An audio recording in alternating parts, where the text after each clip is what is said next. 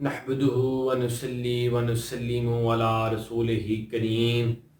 اما بعد فاعوذ باللہ من الشیطان الرجیم بسم اللہ الرحمن الرحیم۔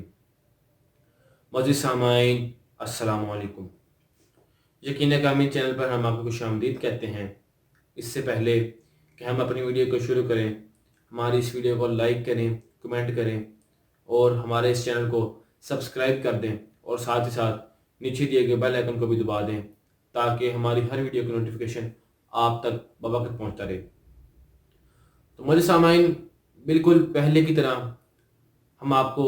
آج قرآن پاک کی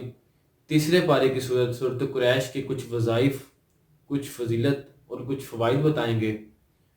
تو یہ سب تفصیلات جاننے کے لیے ہماری اس ویڈیو کو اینڈ تک لازمی دیکھیے گا۔ تو معزز سامعین، اگر کوئی آندھی آئی ہوئی ہے یا طوفان آ رہا ہے اور آپ کو وہ طوفان اور وہ آندھی آپ کے لیے باعث نقصان ہے، یعنی کہ وہ نقصان کی وجہ بن رہا ہے، اگر کسی کی فصلیں وغیرہ، کچھ کسان لوگ ہوتے ہیں اور کوئی بھی ایسا کوئی معاملہ ہے، تو اگر آپ سورۃ قریش کو باوضو ہو کر 11 مرتبہ پڑھیں گے اور دعا فرمائیں گے تو انشاءاللہ وہ جو طوفان ہے وہ چلا جائے گا اور آپ کی جو فصلیں اور جو مصائب، جو مشکل اس طوفان کی وجہ سے پیش آئی تھی، وہ سب دور ہو جائیں گے اللہ تعالیٰ کے فضل و کرم سے انشاءاللہ عز و جل۔ اور معزز سامعین، بہت ہی اہم بات کہ اگر کسی شخص کے پیشاب میں خون آتا ہے تو اس کے لیے بھی یہ سورۃ الکوثر بہت ہی مؤثر اور بہت ہی مجرب ثابت ہوتی ہے کہ اس شخص کو چاہیے کہ جس شخص کے پیشاب میں خون آتا ہے اس شخص کو چاہیے کہ وہ روزانہ کھانا کھانے سے پہلے 1 مرتبہ باوضو ہو کر سورۃ قریش کو اس کھانے کے اوپر پڑھ کر دم کر دے اور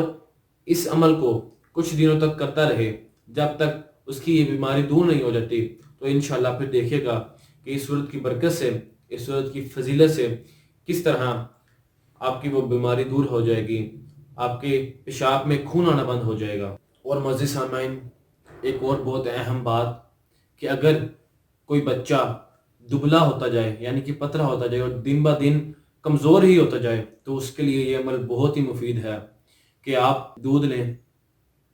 اور اس کی دہی جما لیں اور پھر اس میں گھر میں نکالا گیا ہو مکھن، 1 پاؤ مکھن اس میں مکس کر دیں اور اس کو کانسی کی تھالی میں یا کوئی بھی برتن آپ کے پاس میسر ہو تو اس میں ڈال لیں اور پھر باوضو ہو کر 100 مرتبہ سورۃ القریش پڑھ کر اس مکھن پر دم کر دیں اور پھر اس مکھن میں پانی ملا کر اس کو دونوں ہاتھوں سے اچھی طرح پانی اور مکھن کو مکس کر دیں اور پھر اس مکھن کو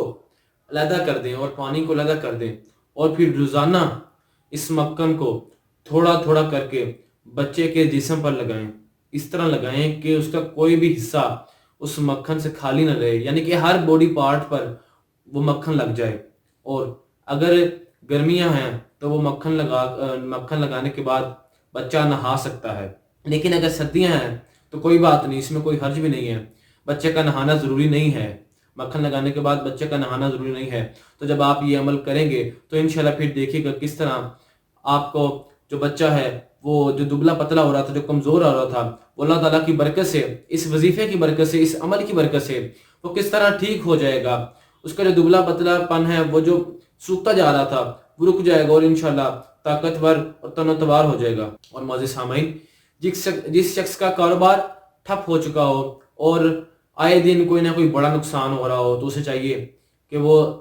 باوضو ہو کر سورۃ القریش کو کثرت سے پڑھے اور اس نیت سے پڑھے کہ اس کا کاروبار کھل جائے، اس کا نقصان نہ ہو۔ تو پھر انشاءاللہ دیکھیے گا کس طرح اس کے کاروبار میں ترقی ہو جائے گی، اس کا نقصان نفع میں چینج ہو جائے گا۔ اور میرے سامعین، ایک اور بہت اہم بات